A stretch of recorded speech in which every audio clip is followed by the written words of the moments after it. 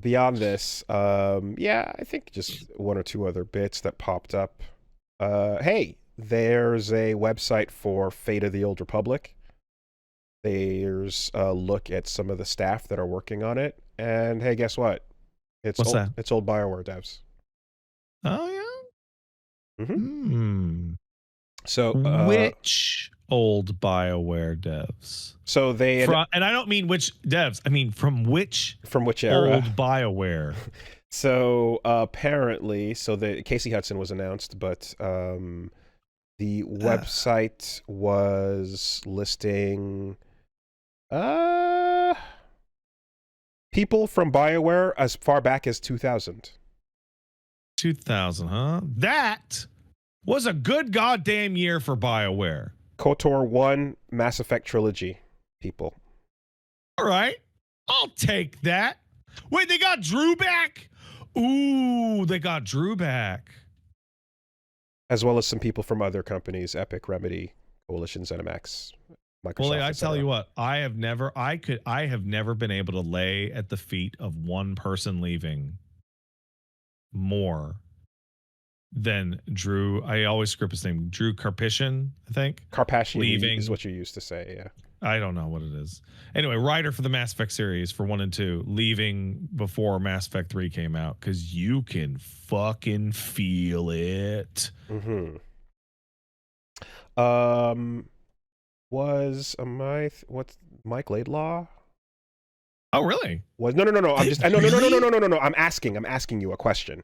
I don't know. Did he? No. I'm saying he wrote Dragon Age? Dragon Age 1. Okay. And then when what happened was when Dragon Age 2 was coming down the pipe and he saw what EA wanted from it, he was like, I'm fucking out of here. Okay. Not putting my name on this. Okay. Yeah, no. Was a good move. Yeah, so that's what's going on with this project. Seems cool. My only issue is well, we're not gonna have time for this when the Quantic Dream Star Wars game comes out. Yeah, well, I mean, that's gonna just fucking who can keep up once that drops. That being said, FOTOR doesn't hit as well as KOTOR. Nah, that's a little come see come so. That's my only issue with little come see come so. Yeah, it makes me think of the meat area in Darkest Dungeon 2, the feeder or the fader. I don't, however you FOETOR, I think.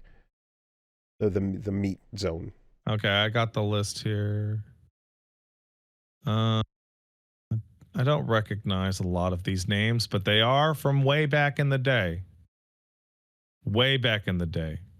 Okay. Good. Oh, somebody in the chat asking what comme si comme ça means. It's French. It means like this or that. Like this, a little this, a little that, a little middle, little the middle. Yeah. Is it good? Is it bad? Or is it comme si comme ça? Do you like KOTOR more than Mass Effect? No! Absolutely not! Okay. Ridiculous question. I think I do. Yeah? Yeah, I think I do. Yeah, okay. I like more... Well, okay, the shit that's stupid in Mass Effect later bugs me more. And... you can't take away from me how happy I was to play through Mass Effect 2 like 10 times. Okay. That's basically where I'm at. Yeah, I'm not there. And part of this is a little bit of like, I have a pre-installed Star Wars like fandom in me that was not there for Mass Effect. You got to give it time to shape up. Yeah, right. Yeah. And then like, as we all talk about all the time, Mass Effect started big and then it went down. And for KOTOR, I liked it all the way through. And the dumb parts and the problems were happening in the middle and are kind of dispersed evenly throughout it, with the cut content and all the yada yada. But overall, Mass Effect is kind of built to leave you with kind of a mediocre taste if you play it with the Legendary Edition, right? Because because it ends poorly. Yeah, it was, so my journey through both games, both series is, Mass Effect was a ride downhill that had some cool bumps, on the way downhill. And I feel like KOTOR was just a sick ass stretch across with some dips. But overall, but you didn't even play all of KOTOR, man. Where's your Tor playthrough? Oh, right, of course. Because if you had, this would be a highly similar discussion. If we're counting the MMO, I see. They literally said this is KOTOR 3, like over and over and over and over and over. And there's your downhill fucking shot, bro. Because I also know that, like, even though there's the part of me that was like, I walked in as already liking Star Wars before, and so I had an established thing. I loved what both of those games did to that lore so much more than I liked. Nihilus is like my favorite thing that's ever existed in Star Wars. Yeah, and I like and like it on its own, I love that, and I enjoyed that more than what Mass Effect was doing. And so it's like, it's not about the flippy swords or whatever, because that's barely a part of the way the game actually plays.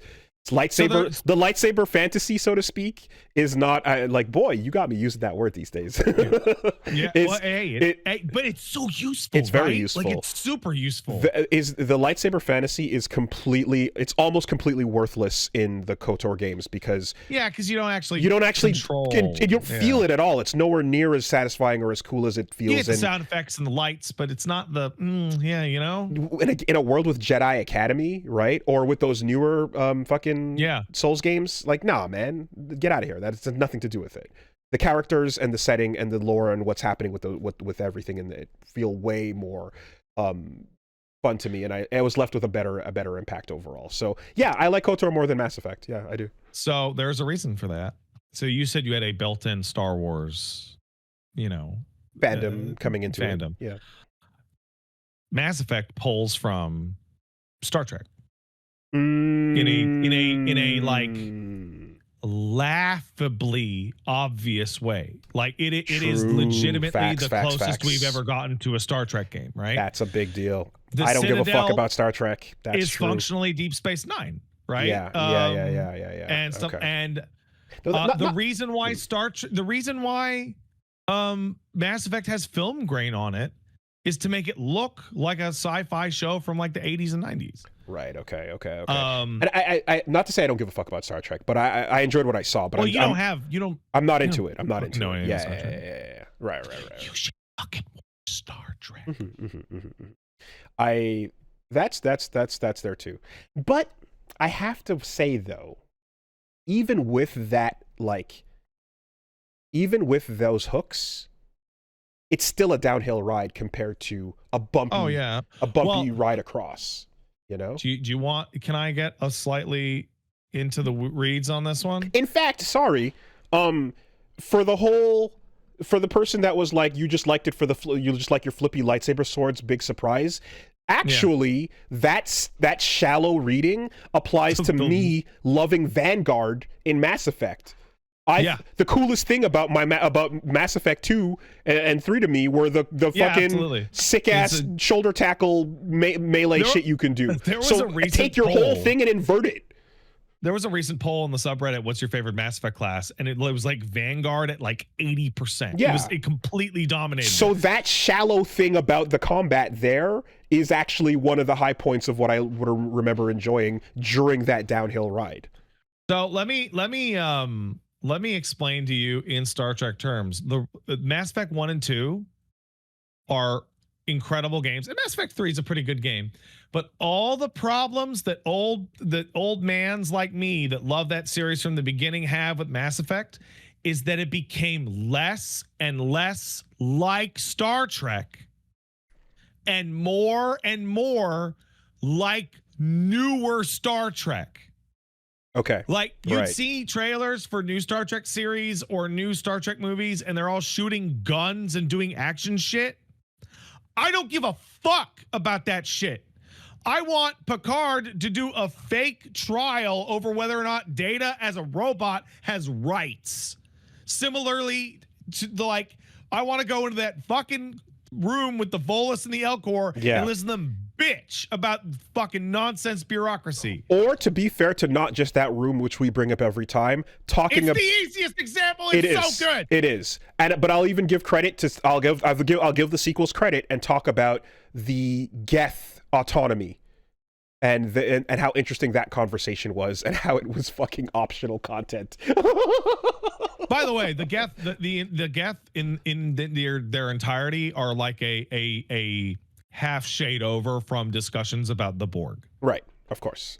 Right. And so, like, wow, that's one of the coolest Star Trek ideas that ever happened. This is one of the coolest Mass Effect ideas that ever happened. And whenever Star Trek just descends into, we have to have a big war, it's really fucking boring. There is a really big fucking war in Deep Space Nine, like a gigantic, massive war.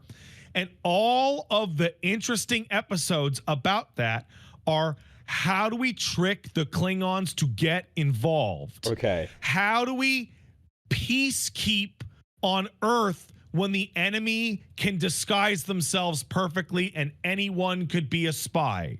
Do we suspend civil liberty? Like that shit. Yeah. Not how many ships can I send towards the Reapers, son? Like, who gives a fuck?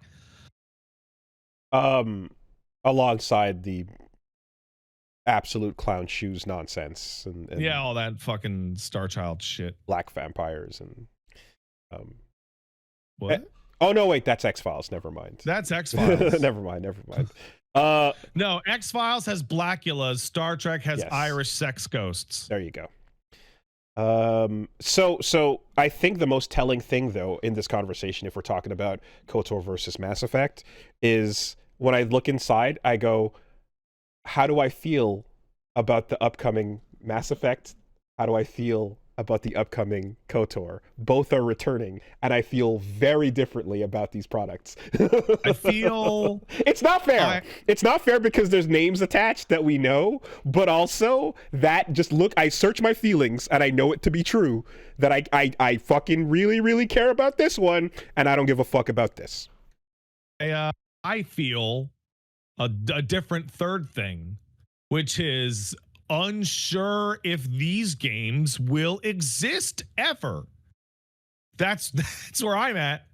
Mass Effect 4, I've been talking about Mass Effect 4 for like my whole streaming career. Right. I haven't seen a single fucking piece of content. What the fuck are you doing? Well, we can only talk about the hypothetical that may or may not, the Schrodinger's game that may eventually exist, you know. But I will say that, well, yeah.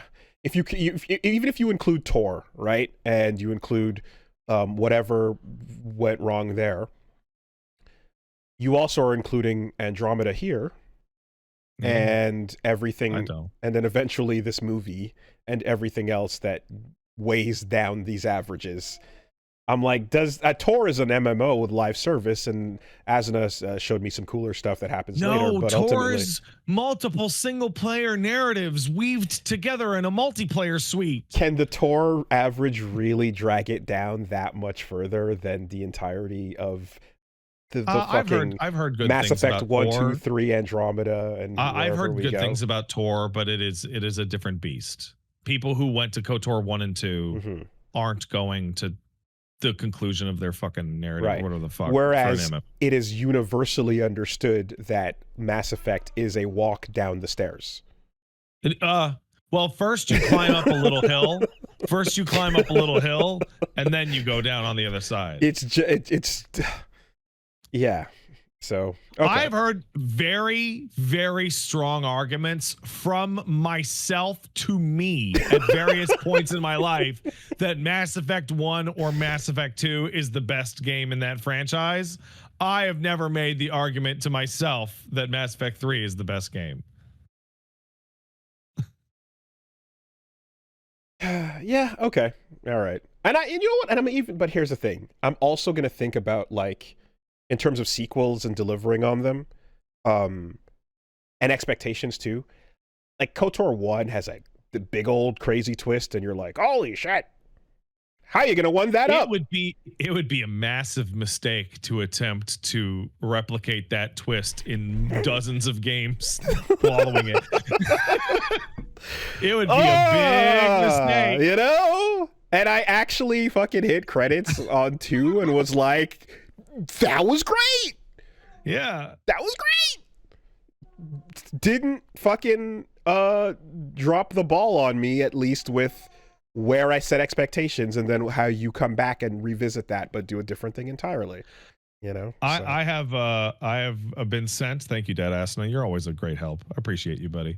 A fantastic quote from the writer of Legion and Edie in Mass Effect 2 about the entire writing basis was I didn't want the Geth to either be the Borg, you are so different, will absorb and destroy you, or Data, I am different, so I want to be you.